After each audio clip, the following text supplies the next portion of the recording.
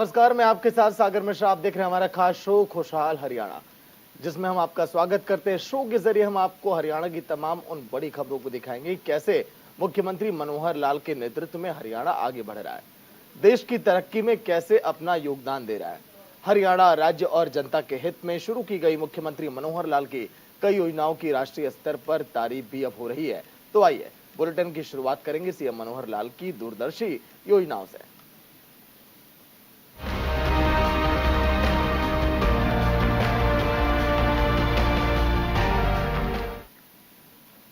मनोहर सरकार प्रदेश के विकास और खुशहाली के लिए प्रतिबद्ध है। इसके लिए प्रदेशवासियों को मनोहर लाल सरकार की तारीफ से विकास योजनाओं की सौगात भी दी जा रही है। इसी कड़ी में जहां एक तरफ मुख्यमंत्री मनोहर लाल ने 8 तीर्थ परियोजनाओं की सौगात दी, तो वहीं दूसरी ओर जन सेवा केंद्र के संचालकों के साथ विशेष चर्चा भी की है। देखिए रिपोर्ट।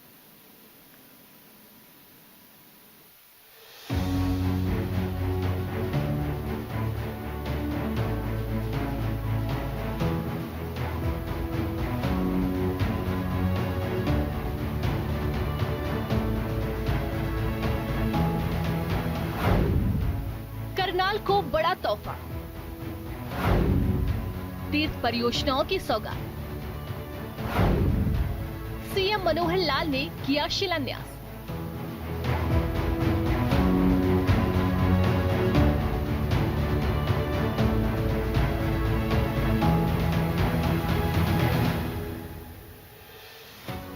हरियाणा के विकास के लिए प्रतिबद्ध मनोहर लाल सरकार लगातार प्रदेश की खुशहाली के लिए नए कदम उठा रही है। इसी कड़ी में सीएम मनोहर लाल ने जहां एक तरफ प्रदेश की सांस्कृतिक विरासत को सहेजने के लिए प्रदेशवासियों को सौगात दी, तो वहीं दूसरी तरफ मुख्यमंत्री मनोहर लाल ने करनाल प्रवास के दौरान प्रदेश भर के जन सेवा केंद्र संचालकों के साथ विशेष ऑनलाइन चर्चा की। प्रदेश के लिए सौगातों की झड़ी लगाते हुए हरियाणा के मुख्यमंत्री मनोहर लाल ने कुरुक्षेत्र विकास बोर्ड की करनाल जिला में करीब 1177 लाख रुपए की लागत से तैयार होने वाली 8 तीर्थ परियोजनाओं का शिलान्यास किया और प्रदेश को एक बड़ी सौगात दी। इस मौके पर मुख्यमंत्री मनोहर लाल ने कहा कि धर्म क्षेत्र कुरुक्षेत्र विश्व में प्रसिद्ध तीर्थ है। यहाँ पर भगवान श्री कृष्ण ने मानवता की भलाई के लिए गीता का उपदेश दिया था।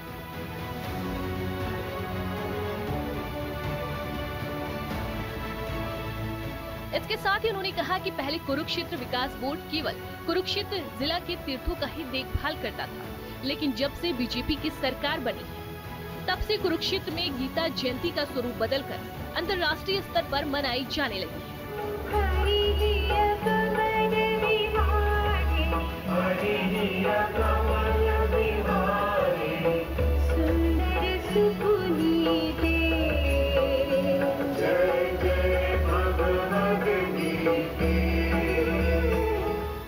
धर्म क्षेत्र कुरुक्षेत्र प्रसिद्ध तीर्थ के अंतर्गत 48 कोस की परिधि में स्थापित 164 तीर्थों के महत्व को समझाते हुए कुरुक्षेत्र विकास बोर्ड की तरफ से जीर्णोद्धार किया जा रहा है।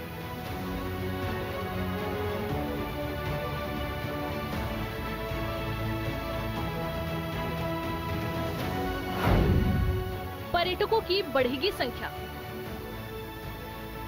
सीएम मनोहर लाल ने कहा कि कुरुक्षेत्र विकास बोर्ड की तरफ से तीर्थ परिक्रमा को विकसित करने का भी निर्णय लिया जा रहा है, जिससे कि लोगों की आस्था के केंद्र तीर्थों पर गांव के लोगों के साथ साथ बाहर के लोग भी दर्शन के लिए आए।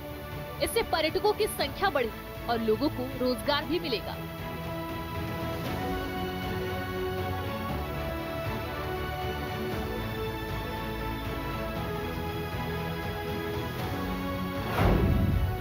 गांव स्तर पर बनाई जाएगी समिति।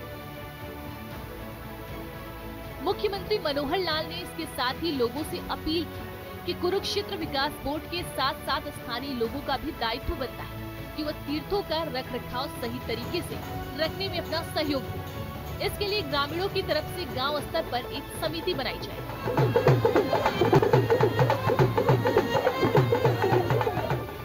आइए आपको बताते हैं कि मुख्यमंत्री मनोहर लाल ने इन 8 तीर्थ परियोजनाओं का शिलान्यास किया।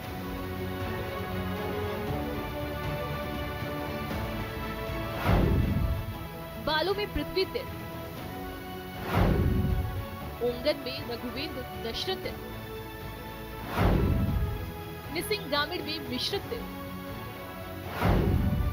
असंध में धनक्षेत्र तीर्थ, अंजन स्थली में अंजनी तीर्थ, पतनपुरी में प्रोक्षान तीर्थ, सीतामाई में वेदवती तीर्थ और बस्तली में व्यास स्थल तीर्थ का शिलान्यास किया। 50 तीर्थों का काम पूरे, 50 पर काम जारी। बता दें कि धर्म क्षेत्र कुरुक्षेत्र की 48 कोस की परिधि में कुरुक्षेत्र, करनाल, कैथल, पानीपत और जिंद आता है। इन जिलों में 164 तीर्थ स्थापित किए गए। पहले चरण के तहत 50 तीर्थों का कार्य पूरा हो चुका है और 50 तीर्थों का कार्य लगातार जारी है। बाकी के 64 तीर्थों का प्रस्ताव तैयार किया जा रहा है। इसके साथ ही अन्य तीर्थों की परिक्रमा को विकसित करने का भी मनोहर लाल सरकार ने निर्णय लिया है। इसके साथ ही प्रदेशवासियों के लिए मनोहर लाल सरकार ने करनाल प्रवास के दौरान प्रदेश भर के जल सेवा केंद्र संचालकों के साथ विशेष ऑनलाइन चर्चा की। उन्होंने कहा कि आज जिस वर्ग से वो बात कर रहे हैं वो केवल लाभार्थी नहीं है, बल्कि जनता तक प्रदेश सरकार की योजनाएं भी पहुंचाने का काम कर रही है। हरियाणा सरकार आज सुशासन की अवधारणा को साकार कर रही है। इसमें अहम भूमिका निभाते हुए CSC संचालक ई गवर्नेंस का संदेश सही मायने में जनता तक पहुंचाते हैं। उन्होंने ये सिलसिला कायम रखने के लिए CSC संचालकों को प्रोत्साहित किया। जो वर्ग मेरे सामने है वो केवल लाभार्थी नहीं है, बल्कि जनता तक हमारी सेवाओं को पहुंचाने वाला हमारा साथी और जनता के भी एक प्रकार से वो सहयोगी हैं कि सरकार की योजना और सेवाओं को आप सब लोग उन तक पहुंचाते हैं। हरियाणा सरकार पिछले 8.5 वर्षों से गुड गवर्नेंस के नाते से अपनी योजनाओं को लोगों तक पहुंचाने के लिए एक विशेष कार्यक्रम के माध्यम से हम आगे बढ़ रहे हैं। डिजिटलाइजेशन का ये एक मौका है और इस डिजिटलाइजेशन के माध्यम से हम अपने सारे ही कार्यक्रम ई गवर्नेंस के रूप में लोगों तक पहुंचाते हैं। इसी काम के लिए हमने CSCs को चुना है ताकि हमारे सब विभागों की लगभग 550 सेवाएं आप लोगों तक पहुंचा सकें।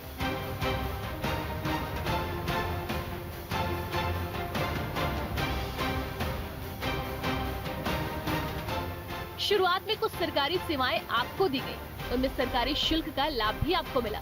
कई संचालक प्रतिमाह लगभग 50,000 से 1 लाख रुपए तक कमा रहे हैं। सीएम मनोहर लाल ने बताया ऑनलाइन सेवा का महत्व। मुख्यमंत्री ने कहा कि BPL परिवारों तक योजना पहुंचाने में आपका अतुलनीय योगदान है। सरकारी योजनाओं का लाभ गरीबों को मिलना चाहिए। पहले गरीबों का हक छीना जाता था, लेकिन अब उनका लाभ सुनिश्चित किया गया है। आपकी व्यवस्था जितनी बढ़िया होगी, जनता को उसका उतना ही लाभ मिलेगा। और इस डिजिटलाइजेशन के माध्यम से हम अपने सारे ही कार्यक्रम ई गवर्नेंस के रूप में लोगों तक पहुंचाते हैं।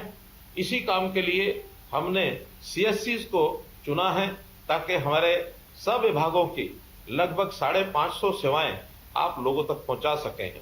हमारी गवर्नेंस को स्मार्ट गवर्नेंस बनाने के लिए आप उपयोगी हैं। स्मार्ट गवर्नेंस यानी वो सिंपल है, वो मॉरल है, वो अकाउंटेबल है, रिस्पॉन्सिबल है एंड ट्रांसपेरेंट है। स्मार्ट गवर्नेंस तभी मिलती है जब ये सब चीजें डिजिटलाइज तरीके से गवर्नेंस के माध्यम से, सुशासन के माध्यम से लोगों तक पहुंचे। तो इस सेवा का जो आप लाभ दे रहे हैं लोगों को, एक क्लिक से लोगों को जो डिलीवरी मिल रही है, इसी कारण से हमारी सरकार के बारे में कहा गया है कि सर्विस डिलीवरी की सरकार है। तो सर्विस डिलीवरी की सरकार आपके बिना संभव नहीं थी। मुख्यमंत्री मनोहर लाल ने कहा कि ऐसे प्रयासों से पात्र लोगों के 62 लाख लैब टेस्ट किए गए हैं।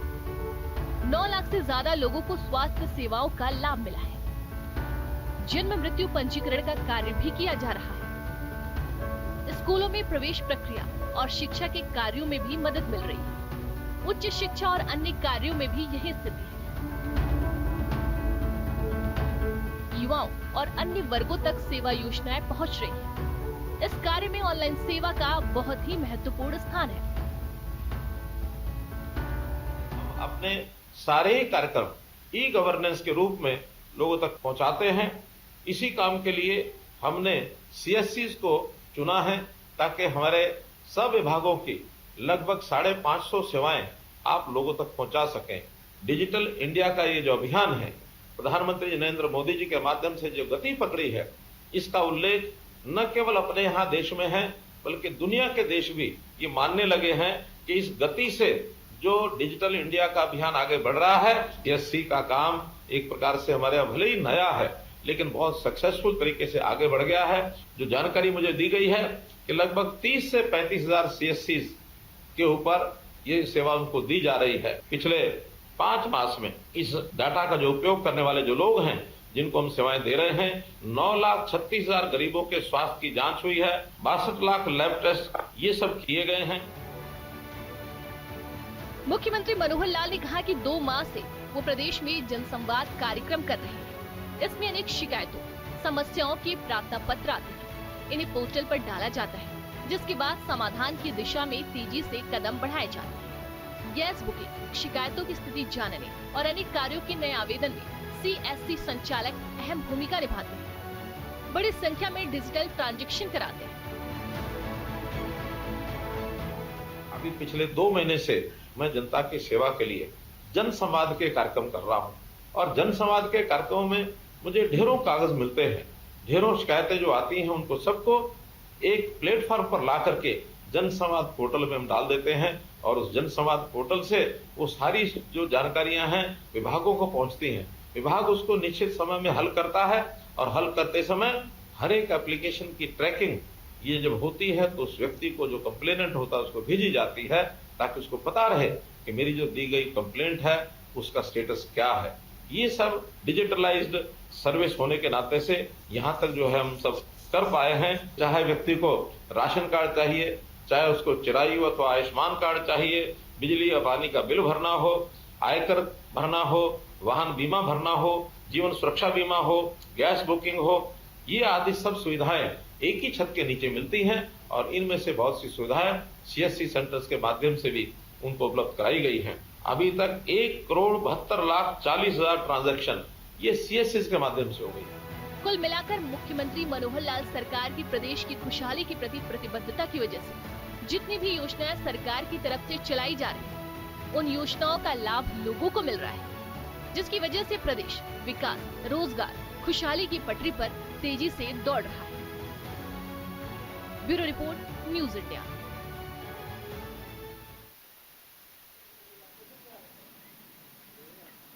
वहीं हरियाणा में प्रतिभा सम्मान समारोह का आयोजन किया गया, जहां पर UPSC में पास हुए हरियाणा के अभ्यर्थियों को आमंत्रित भी किया गया।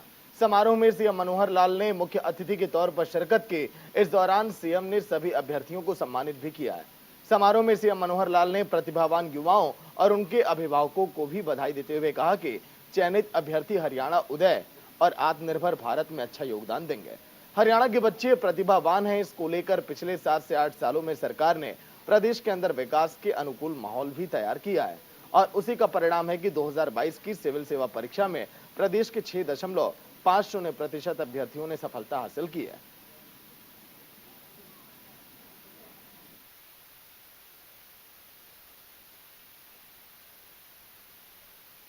में प्रतिभा है, बहुत प्रतिभा है। खास करके पिछले 7-8 साल में एक वातावरण भी बना है और वातावरण इसलिए बना है, वो IAS करने के लिए की बजाय बाकी चीजों में जाने के लिए वातावरण अच्छा बना है, उसका बाई प्रोडक्ट IAS भी है। वो वातावरण इसलिए बना कि पढ़ने वाले बच्चों की इच्छा रहती मैं सरकारी नौकरी करूं।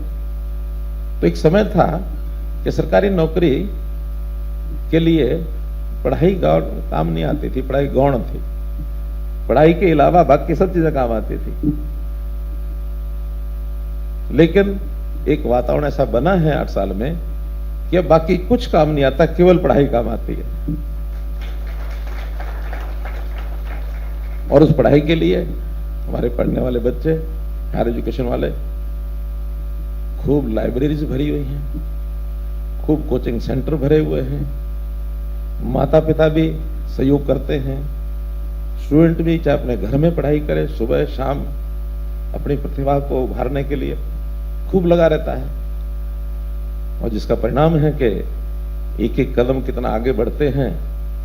अभी मैं HCS सब लोग जो यानी चुन करके आए थे उनसे मैंने बातचीत की, बहुत अच्छी प्रतिभा सब HCS में थी, और उस दिन 12-13 लोग उसमें नहीं आए थे। मैंने कहा क्यों नहीं आए? कहने लगे वो अपनी परीक्षा की तैयारी कर रहे हैं IAS के लिए। और मुझे बड़ी सुन करके खुशी हुई कि 7 लोग, 7 है ना, 7 लोग HCS में से UPSC में पास होकर के और आज आपके बीच में बैठे हैं। एक तो स्वयं सब इंस्पेक्टर कौन थे जो पीछे कल खुद स्वयं सब इंस्पेक्टर पिछली बार चयनित होकर के आए, आज ही इसमें आ गए। बहुत अच्छी प्रतिभा, और भी प्रतिभावान सब हैं। तो मेरा कहना है कि एक वातावरण जो बना है ये शिक्षा का, पढ़ाई में आगे बढ़ने का, वरना हरियाणा में बहुत से क्वेश्चन मार्क लगे हुए थे, वो सब क्वेश्चन मार्क हट गए हैं, एक रास्ता बन गया है। आपके माध्यम से लोगों को प्रेरणा मिले और आगे आप बढ़ें। तो इसमें से मैं अगर एक बात जोड़ना चाहता हूं तो इतना ही है कि एक नारा शास्त्री जी ने दिया था, जय जवान जय किसान। बाद में और शब्द जुड़ते गए, शब्द जुड़ा जय जवान जय किसान जय विज्ञान, फिर शब्द जुड़ा जय जवान जय किसान जय विज्ञान जय अनुसंधान, फिर जुड़ा जय जवान जय किसान जय विज्ञान जय अनुसंधान जय पहलवान। हमने जय पहलवान जोड़ा और आज अगर मैं जोड़ूंगा तो जय जवान जय किसान जय विज्ञान जय अनुसंधान जय पहलवान और जय इम्तिहान।